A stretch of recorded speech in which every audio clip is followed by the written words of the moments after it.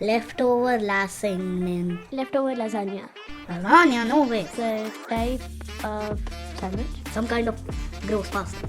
Leftover lasagna is a podcast hosted by my Nitin church Sundar and Tony Uncle. Leftover lasagna. Very funny name. Hello, Tony. How are you doing? Hi, welcome back to you and to our listeners to episode 6 of Leftover Lasagna. Nitin, you've been on an elaborate break and you've forgotten everything about everything. You've in fact why do you say forgotten so? how to use Zoom also, right? Now we are on a completely different platform. Yay. So, welcome to Riverside. We have now moved to Riverside. I don't know why all of this needs to be the podcast, but Here's what I wanted to say is that practically all of Europe or most of civilization actually is based on river sides, right? There will be a prominent river flowing through every city, right? Yeah. And they're all, so yeah, I mean, we've just become a more cultured podcast now, or audio show, or video show, which is now being built on a riverside as well. So tell us about the Yeah. rivers of Europe. Yeah, so to give the listeners some more context, so we are now using this platform called Riverside. It's now a part of Spotify, I believe. And this seems to be like a great podcasting solution because it basically is a built-in recording solution as well as an editing solution, and it allows you to change layouts, etc. Second, you're pushing the features of the app and trying to get people to use it. The reason I mentioned it is if we sound terrible on this episode, it is not our fault. We are not rusty. It is entirely Riverside's fault, right? So I was just Absolutely. giving a caveat. It's true that all the great European cities, at least, have a river running through them. That's the original reason why people went and settled next to cities, right? Because Yeah. source of water and hence source of food. You should also mention Radiolab, where Latif Nasser had this amazing sort of insight about how the South of America usually primarily votes Republican, right? Except there is one swoosh where actually Democrats find sort of votes coming to them. And the reason for this actually is rivers, because you had sort of rivers running through them, which meant that black soil was available, which meant that cotton was grown, which meant that you needed cheap labor, which meant that slaves were used, which meant that when they were along the river, along a swoosh on the southern side of the US, and when they were freed, they primarily obviously started voting Democrat. So there you go. Which incidentally, at some point, is also when the city of Mumbai was built, right? Primarily on cotton. I think during one of the wars when you couldn't sort of have cotton coming out of the US. So yeah. Was it Battle of Plaza? Has been oh, man. Yeah. One of the enduring images for me from my holiday, which was very refreshing and fulfilling, I must say, was to see people in the city of Sevilla, right, in Spain, actually kayaking through the. Do they have a sweet dessert called Sevilla paisam there? Sevilla jokes for later, man. Sorry, from kayaking in the river, now you are yakking on the riverside. So this is the transformation.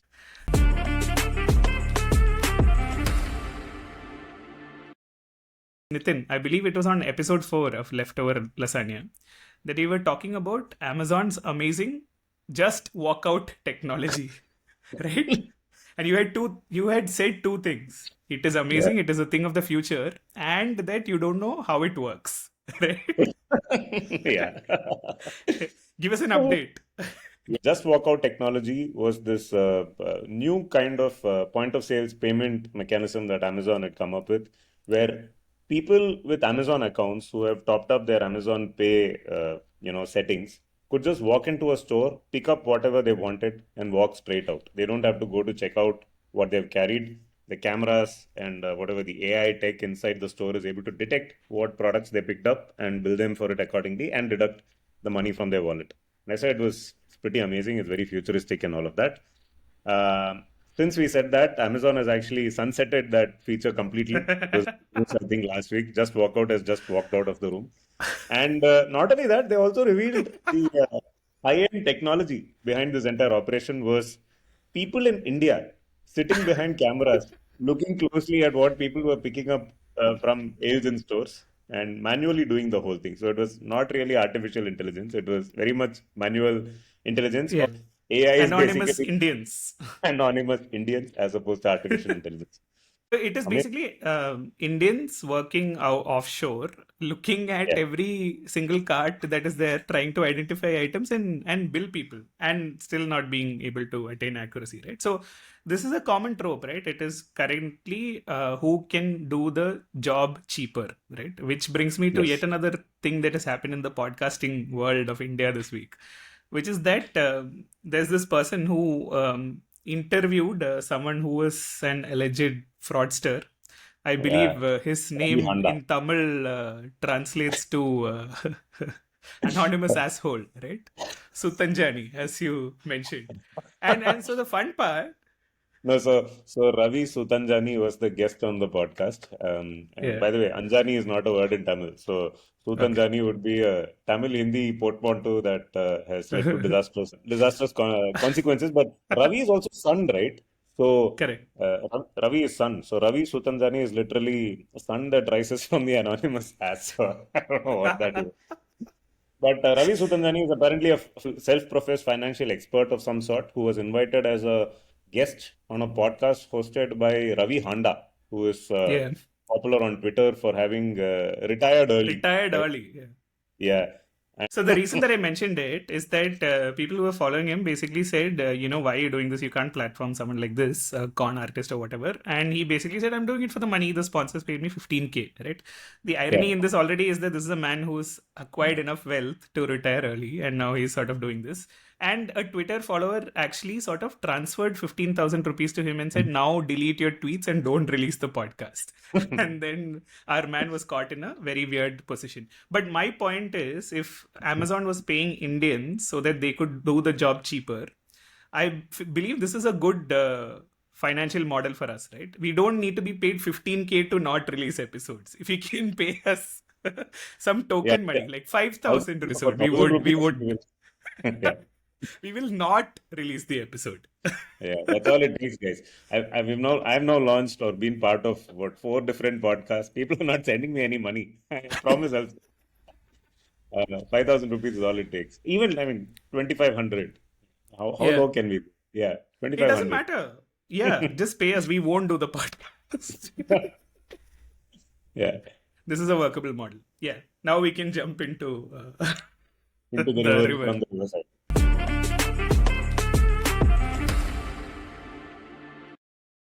So, Tony, you inadvertently said something earlier in the piece, and I didn't know whether you said that intentionally in order to segue us into this week's podcast. You said, I've come back from cities with rivers running through them, Yeah. and we've moved to riverside, which makes us a more civilized platform. So, I want to ask you, why did you say that? Wow. Okay. Because civilizations started on riversides. It's as simple as that, right? Oh, something like that. Okay. No, Yeah. I was indexing on the more civilized part. So, Oh, because like then that. that Oh, that you're questioning what the word civilized actually means. yeah, It's a good and question. that Yeah. would be a good place to start right now, right? And Correct. the reason I ask that is if you look at the world, if you look at history through slices of time, yes, you Yeah. could point to certain times in our history where we were not civilized, and we are on a continuous progress of civilization. Let's put it that Yeah. way.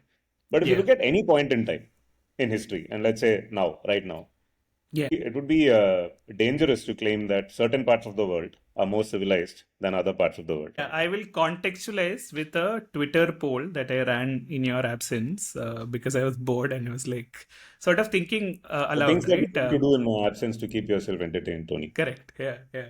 Which will die out first, right? Cigarette smoking around the world, or all countries basically accepting that a health faucet or a bum spray, as it's more colloquially known, is much better than toilet paper, right?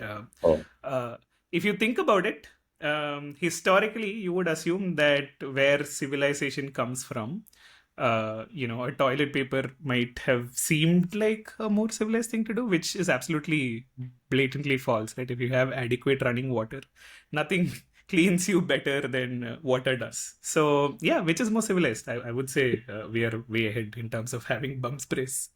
So imagine these ancient civilizations that had moved to the banks of rivers and did their business. And they looked around and wondered, what can we do? What can we do to now clean our bum? And they looked at the trees and they thought, Correct. maybe if I chop down these trees, I set up factories, I convert the barks of these trees into paper, I could use that to wipe my ass, as opposed to the flowing water right next to them. They could have just picked up in, with their hands. Yeah. And so it goes. I must say, one of the things I did miss during my trip was the bum spray indeed. Did you know that, by the way, now you have battery rechargeable portable bum sprays that are available on Amazon, which you could My fill God, with, yeah. like 600 ml of water? I would actually have This a is lot of just workout technology in a different way. just wash and walk out. I would actually be very worried with something with a limited capacity to do a job of this kind.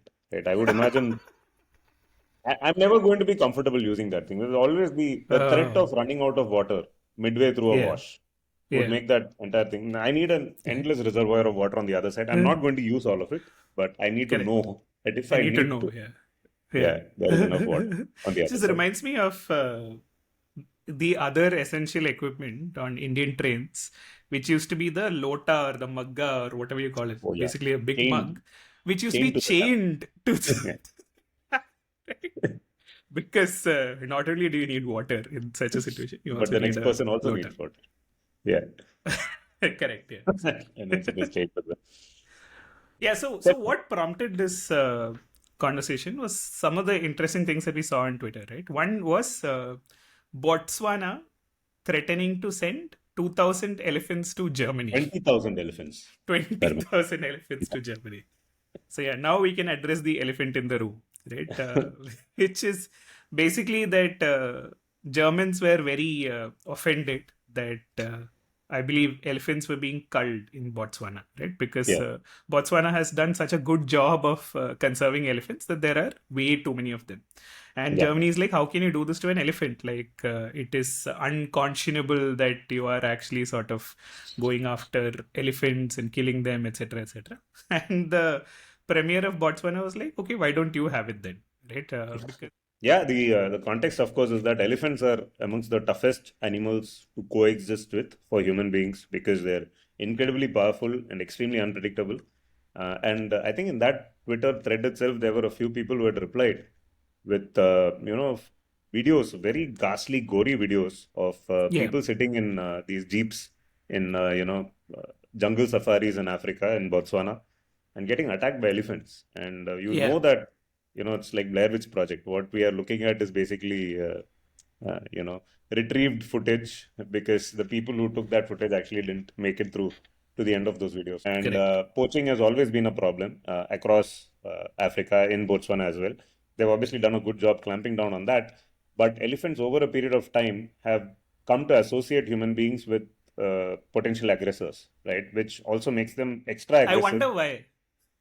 Yeah, exactly. I wonder why. Right?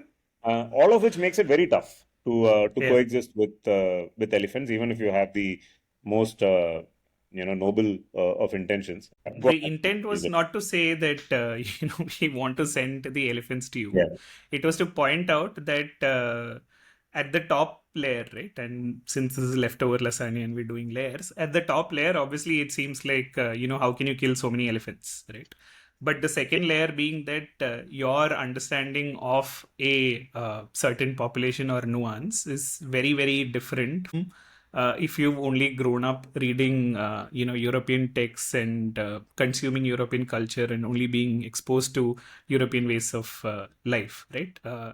This is that this is a very real threat, right? And in the final equation analysis, it always comes down to what is the best way for humans to coexist while causing sort of minimal damage to nature or not.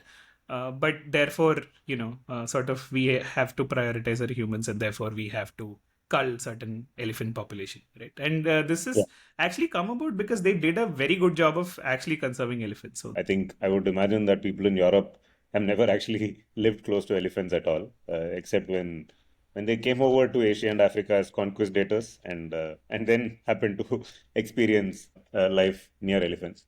But the other problem, and this is not so much at a country level, but at an individual level, right? When we see a headline of this kind, Botswana is going to cull elephants, we write an entire story in our mind without knowing Yeah. the entire context, right? We assume, oh, these barbaric people, this indiscriminate destruction of nature over which we have absolutely no rights, etc., Yeah. right? And we somewhere deep in our mind, the image of someone in Botswana actually going and killing these elephants is also of poachers with guns going and shooting down these elephants for nefarious gains, right? All of Yeah. which is a story that we are building in our own mind and has absolutely no grounding on reality or the lived reality of how people came Yeah. to that decision, right? Yeah. That's also a problem. And it becomes very easy when you're sitting on the other side to come up with conclusions or come up with prescriptions in our own mind about what they are. So another parallel here is that there was another sort of elephant-related incident, right, from Kerala, where a pregnant elephant actually died because some kind of fire, not exactly a firecracker, right? It's a tool that people who live close to animals in Kerala use to protect themselves, and the elephant actually died, right? And this prompted outrage from everyone, including the likes of Virat Kohli, etc., etc.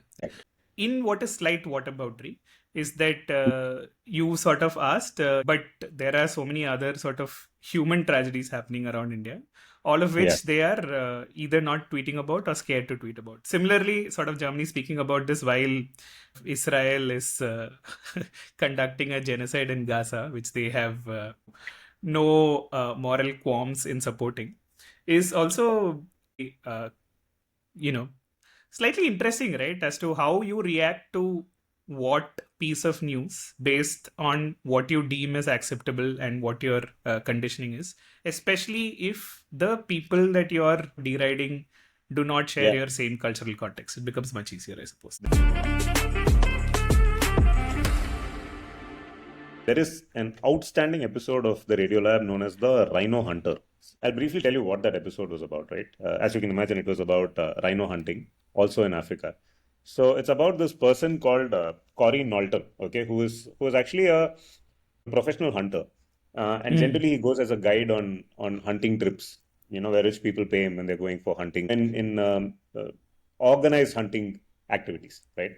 So in the country of Namibia, you have these very endangered species of rhinos called the black rhino, which is native to Namibia. I think there are very few of these black rhinos left in the world.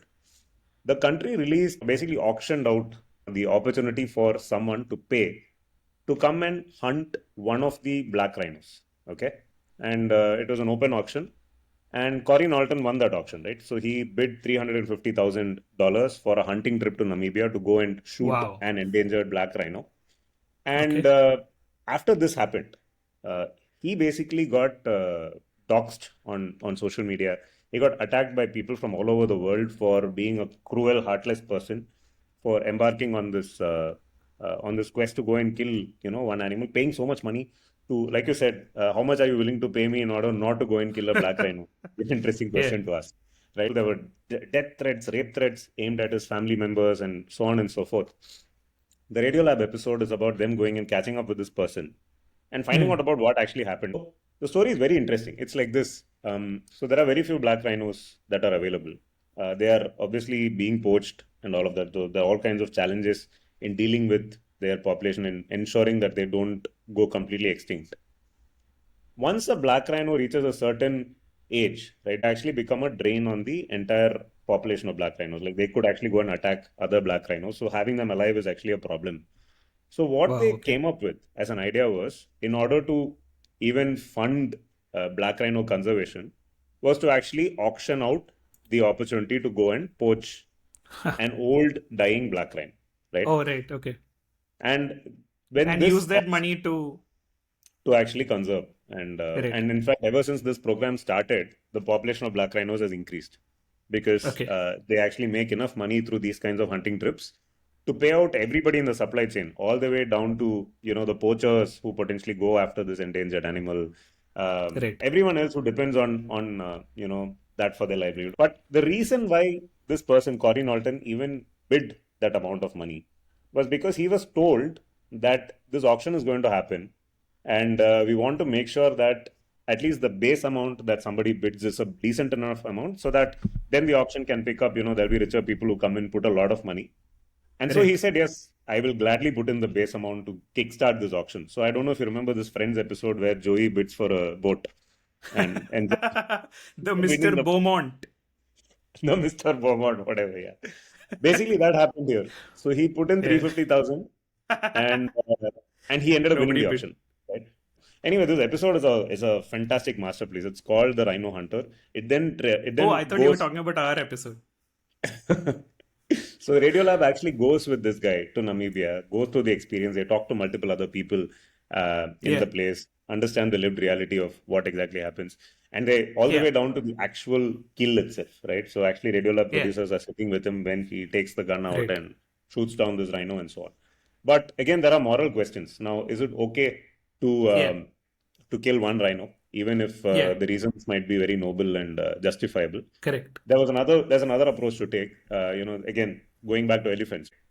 So there was one intervention that was done a few years back. I don't know where exactly. This is mentioned in that podcast itself, where there was this organization that went and bought out all the ivory from poachers that they had collected over a period of time, and they set fire to the entire mountain of ivory that they collected, and that mountain continued to burn for like 2 or 3 days. They created content out of the burning of this ivory, right? They took videos, etc., and posted those on social media. Those videos went viral. This is the amount of ivory that has been sort of illegally poached. And obviously the symbolic act of destroying all that ivory to say that, all of that is now gone for waste. This singular act of shooting this video, putting it out and giving it social traction ended up reducing poaching in that area by 90%. Okay. Right.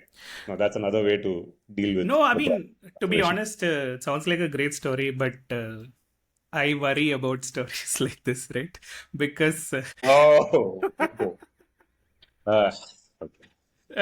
but because and then if you've you've not eliminated the demand for this thing, right? Obviously, this happens because the demand exists, and if you actually sort of reduce the supply, then the demand goes up. This actually aimed at reducing the demand, because if you see even Germany's reaction to Botswana's elephant thingy, it's because of a certain awareness that has now percolated to that part of the world about the problem of, elephant poaching. By the way, a lot of the audience, a lot of the people who actually end up buying these hunting trips come from European countries. Yeah, obviously. And now it's become a thing where, those sort of activities are looked down upon and stigmatized back in Germany and other countries in Europe. And this whole act of burning the ivory was similar to that. It was to kind of shame the developed world into saying this is the kind of waste that you guys are perpetrating and percolating, right? But anyway, the demand went down. Ultimately, the demand went down, and hence the supply went down. So okay, just to sort of call out the layers, right? One is that we're saying that when this kind of news comes out, it's easy for us, including you and me, to judge saying, what nonsense is this? How can this be allowed to happen? Till you dig deeper and you find that there is a context and nuance, and maybe not everything that we get from Western media should be swallowed whole, right? And Western media, because primarily that's where all of our information comes from, right? We do this podcast in English at the end of the day. The second level, of course, is that don't think there is one objective truth to these things, right? Which is to say that, we are not necessarily saying that killing elephants is better or killing rhinos is better. It is that both rhinos and elephants are, like most things, grey, right? But the third thing that I also want to say is that there is still comfortable hypocrisy around something like this, right? For instance, diamonds, right? Diamonds are still diamonds are still acceptable, marketed, and still sort of considered to be the true sign of love, or how you should sort of propose to your girlfriend or whatever, right? It's 3 months salary or some benchmark like that they've set through marketing. And even though you can make much better stones artificially now in terms of whatever clarity, cut, caratage, all of that. And B, there is a lot of human cost involved in actual diamonds, again, which goes back to Africa itself and maybe Blood Yeah. Diamond or any of those movies. You're still perfectly comfortable looking at diamond and thinking it's not a abomination on civilization or being civilized per se, right? So the hypocrisy Yeah. still continues to stand. Yeah, absolutely. You mentioned diamonds. There's this whole thing about chocolate as well, right? Which again comes from Africa. And there was a very interesting, very moving video where farmers in Congo, I think it's in Congo, where some of the most high quality chocolate is grown. And the farmers who work, Right. or the laborers who work on those farms, have actually never tasted chocolate, right? And it's extremely backbreaking, difficult work to cultivate chocolate in some very, very inhospitable weather. And those people are paid very little money for the work that they do. And there was this video where they were actually made to taste chocolate for the first time and capturing their reactions, right? And you can see, imagine the first time you ate chocolate, how you felt, right? So, and we all consume chocolate. I'm sure we don't spend a second thought about it. At least diamonds, you could say, yeah, some of us probably are priced out by diamonds or also feel maybe feel they're not important. But if our listeners pay us enough not to do podcasts, then maybe we can consider diamonds. But till that good day comes, I'm not buying a diamond. yeah, buy me a diamond. This also happens in rivers. Not only does the other side of the river, right? We have crossed the bridge now, which is that so far we've been talking about things that you sort of shame others for because maybe you don't have enough information or cultural context, or you've been fed a certain narrative. The reverse happens when actually Western culture, and by that extension of capitalism and big companies, shame you into sort of feeling responsible for many things, right? The classic example is the personal carbon footprint, right? Yeah. Which is, the origin is just a PR campaign which was run by British Petroleum, because they are actually causing so much damage to the environment, to say, is there a marketing way for us to shift blame from big corporations to making people think they are responsible for climate change, right?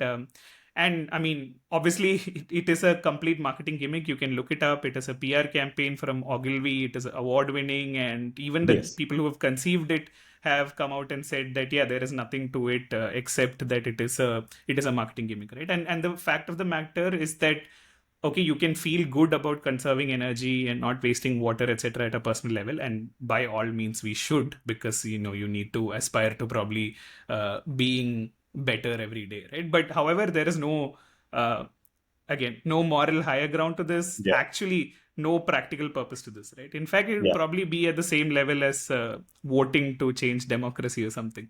Both are inherently useless activities, right?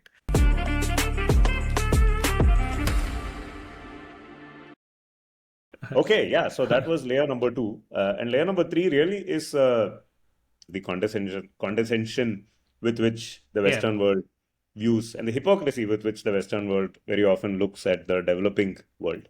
There was this photo on Twitter a couple of days back of the Marine Drive in Bombay, right?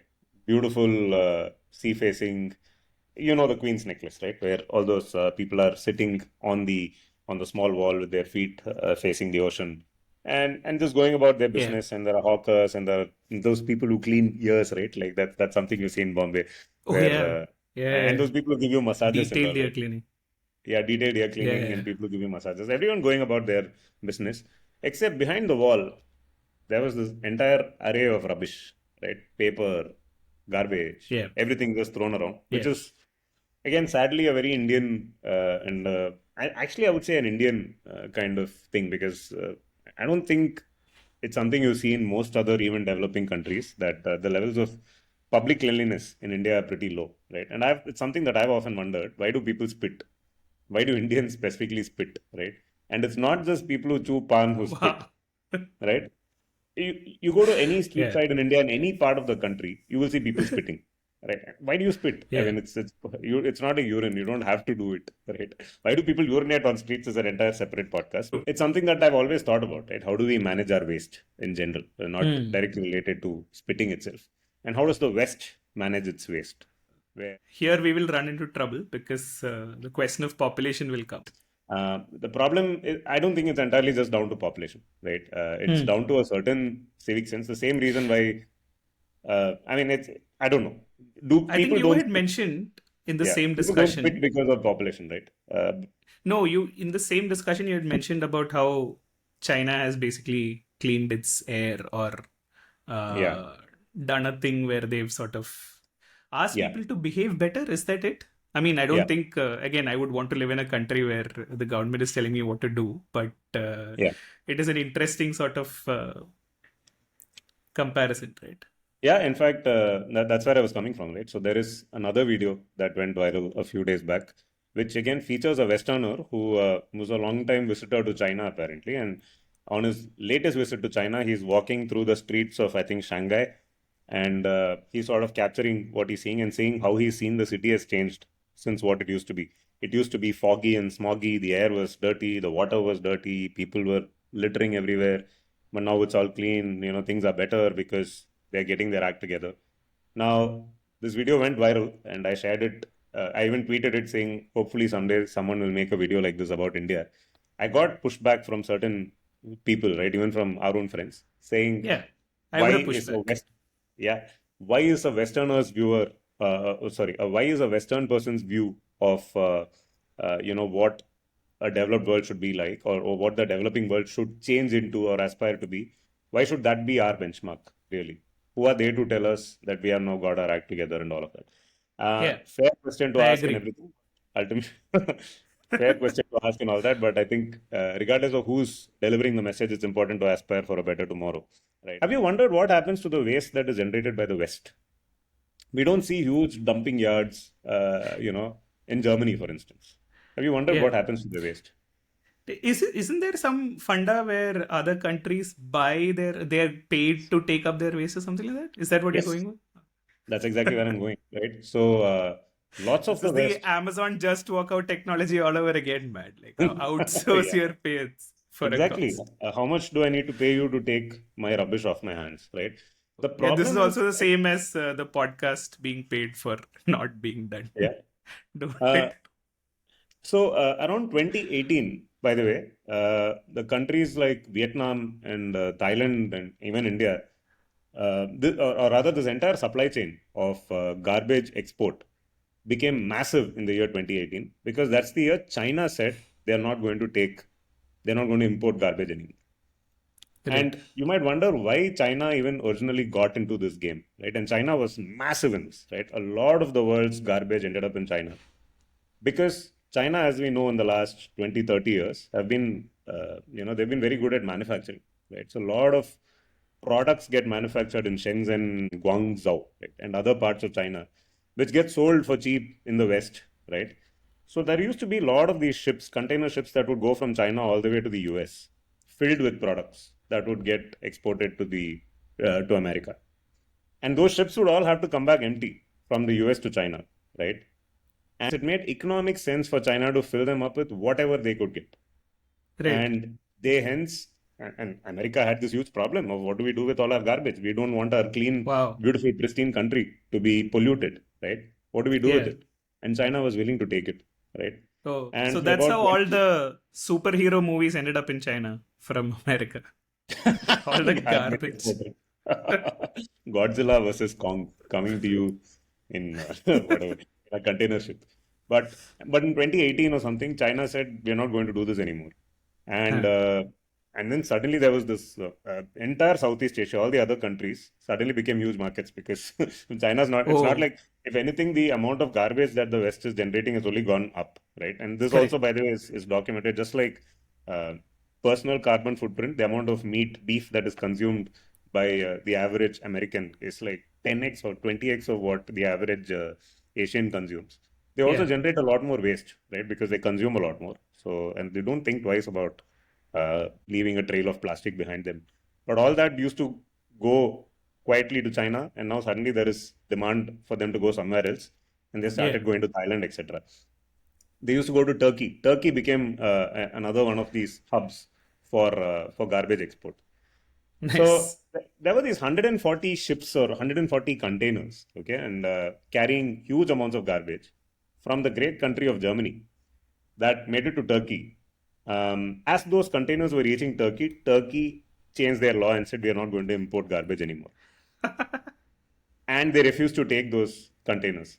And there are some of those containers still sitting in an abandoned sort of warehouse, and they're rotting because the problem with this, there's an entire Middlemen. value chain of people involved here. Yeah. And what they actually do is they're trying to hide plastics, microplastics and other single-use plastics, which really should not be used at all. By the way, you know what Oh, happens to these plastics once they come to Asia?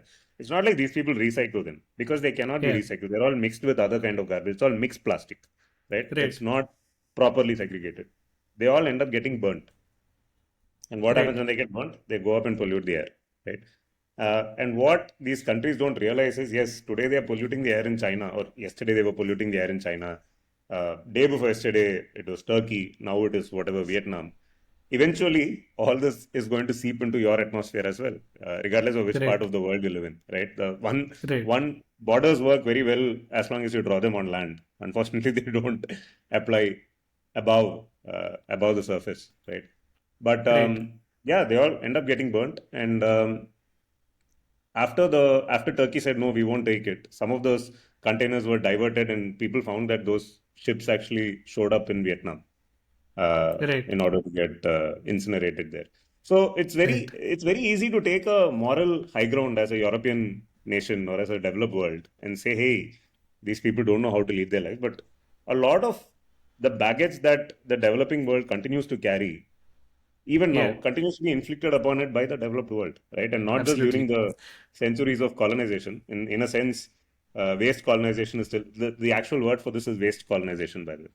Right. Continues to happen at an international scale. But yeah, Yeah. so much No, for my mind went immediately to if the containers are just stuck, why don't they dump it into the sea, right? And so that what also happens. Right? There I've is just this entire discovered yeah, is called the Great Pacific Garbage Patch, which is yeah. basically out there in the sea. Yeah. The Great Pacific Garbage Patch or Pacific Trash Vortex. Yeah, 1.6 million square kilometers, yeah, and it's just consisting sitting of there in the ocean. 129,000 metric tons of plastic as of 2018. It's scary. I mean, it's too late to kind of say what went wrong, etc. But we are sitting on a huge crisis when it comes to plastic and waste and Yeah. pollution. But here we are. But this is the thing, right? We were talking about waste colonization. Some of the biggest problems facing the world right now is obviously the usage of fuels and climate change, right? Which, if you trace back, really started because of the Industrial Revolution. Absolutely. Most of climate change happened in those centuries, again, in the developed world, where lots of coal and lots of petroleum and lots of fuel was burnt. Let's So to just put it throw that way. it back to our pilot episode, all of this happened when we stopped becoming hunter gatherers and decided to settle down and Yes, correct. establish by riversides, establishing civilizations, agriculture, Civilizations. Yeah, and then industrial revolution. Yeah, cool. absolutely, right.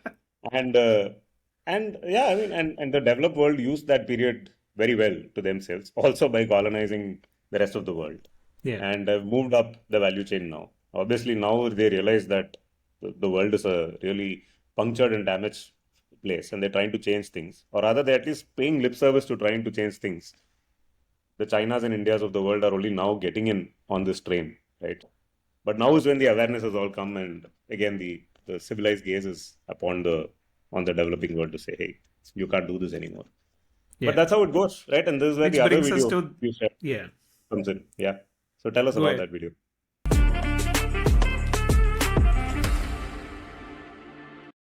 No, so this is a BBC BBC. video where a BBC journalist is interviewing the Prime Minister of Guyana, I believe, or the President of Guyana. But this is about oil exploration that's going on in Guyana. And the very condescending BBC journalist is asking the Premier of Guyana whether he's feeling any guilt about, doing something or endorsing something such as oil exploration in such high quantities, which Yeah. which are going to obviously leave the When area the very world is polluted struggling with climate change, how when the dare world is you? struggling with climate change. Let's take a big picture look at what's going on here. Over the next decade, 2 decades, it is expected that there will be $150 billion worth of oil and gas extracted off your coast. It's an extraordinary figure, but think of it in practical terms. That means, according to many experts, more than 2 billion tons of carbon emissions will come from your seabed, from those reserves, and be released into the atmosphere. I don't know if you, as a head of state, went to the COP Let me in stop Dubai. you right there. Let me stop you right there. Do you know that Guyana has a forest forever that is the size of England and Scotland combined?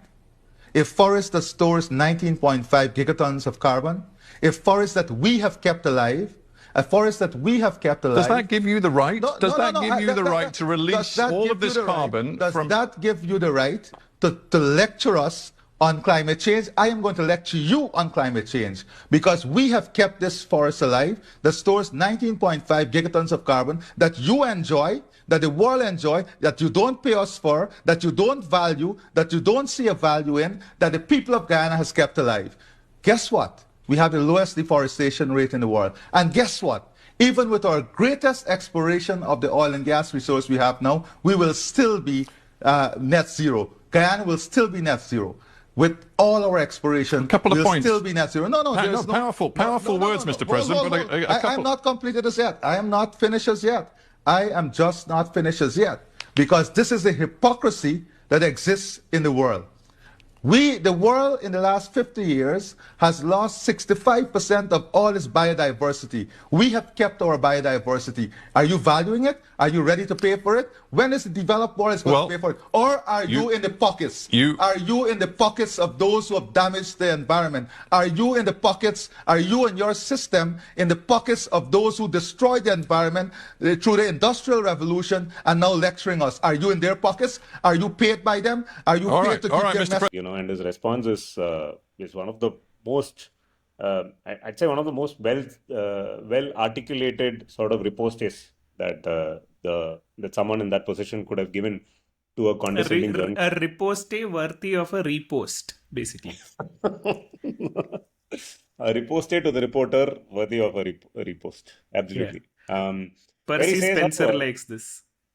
Yeah, and it completely boils down to total lack of awareness, right? It was a good response to see. And let's also be honest, while Guyana in that sense probably is still carbon net neutral, a lot of the developing countries probably are not and will not be for the foreseeable future, right? Does that make them bad inherently? Or does that just, is it just a quirk of time? And how does the world actually deal with this? We are now beyond the stage where individual countries can solve some of these issues, right? The only way to solve is by coming to a collective sort of decision making. Finger pointing is not going to get anybody anywhere. Yeah, no, I mean, I don't think the intent of this podcast is to solutionize at all, right? We're just saying that inherently... Even if you pay us money, we don't have solutions. There's a Western gaze to everything we look at, right? And it informs more of our outlook about the world and everything else than we will be comfortable accepting in that sense, right? Yeah, that is more of what we wanted to explore. In fact, if you think about something like, I don't know, Nitin, when we were growing up, I really would have wanted to be in marketing. I could argue that I've been for a part as well. Thought of marketing, you were looking at advertising, and primarily you were thinking of classic ads that were in English, right? Yeah. Which inherently, if you think, is excluding the largest population of the market which it seeks to address, right? You assumed that people got the message because it was clever and like 6 men around you applauded you for a great line. But obviously it wasn't, right? And I think a good way to see how much it has shifted. Obviously, one is in how many ads now are more in local languages. Hopefully, at least there is a different version of it for certain regions, not as much as we'd like it to be. But the other thing probably is which population is playing cricket right now, right? For instance, when cricket started out in India, it would have been dominated by a lot of Parsis, right? And disproportionately represented as opposed to the sliver of population that they occupied. As opposed to now, it is probably like a kid, somewhere in the middle belt of North India or down south in Kerala. A girl from Wayanad who's making it to the Indian team, etc., going about it, right? So, that I just felt that's interesting in terms of how cultures take time to shift, but it is also essential. So China had taken nearly half of the world's waste from 1992 till about 2018. And they banned waste imports in 2018. And after that, Vietnam and Turkey became the two of the biggest importers. Until Turkey said no. And that entire German consignment had to be sent back. Right? Till Turkey threw in the towel. Turkey towel joke. Even Vietnam, by the way, by 2025, they're going to completely stop imports of waste. I don't know where India is. But yeah, obviously, we have Viksit Bharat. So everything is going to be fine. By 2048? Is that when Modi is going to clean up this country?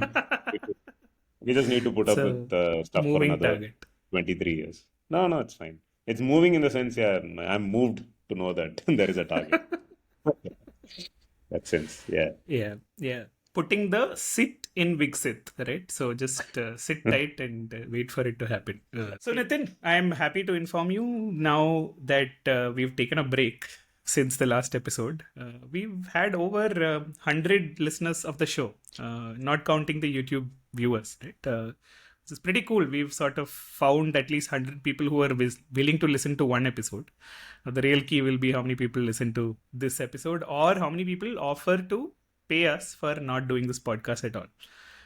We also have 7 5-star ratings on Spotify. Thank you. We don't know how many likes, dislikes, but 5-star ratings, keep them coming. Thank you so much for listening to Leftover Lasagna and supporting the show. If you think a friend can benefit from listening to this nonsense, please send it their way. Unless they're like China and refuse to accept garbage anymore, in which case probably don't. Vietnam is where we are at, is it? We are looking for Vietnamese friends, basically. We're looking for Vietnamese. At least till 2025, we want people to continue to listen to our podcast. After that, we'll find another country because Vietnam stops taking garbage in 2025. So Vietnam famously has Hanoi. We have Hanoi. So Ho Chi Minh. Okay, let Saigons be Saigons. This is where Vietnamese soup makes an entry, which is pho. If you like this podcast, get your friends to join along, babe. Oh man, putting the wit man in Vietnam. Okay. But thank you for putting up with us. And Riverside, this has been episode 6/7 of Leftover Lasagna because we've done episode 0, which is the pilot, which we keep mentioning. We'll be back next week and we shall not take any breaks now till one of us is shifting or moving countries or going outside the borders of where we currently are. Let's keep it going. Yes. See you all next week with another episode of Leftover Lasagna. Bye. Bye.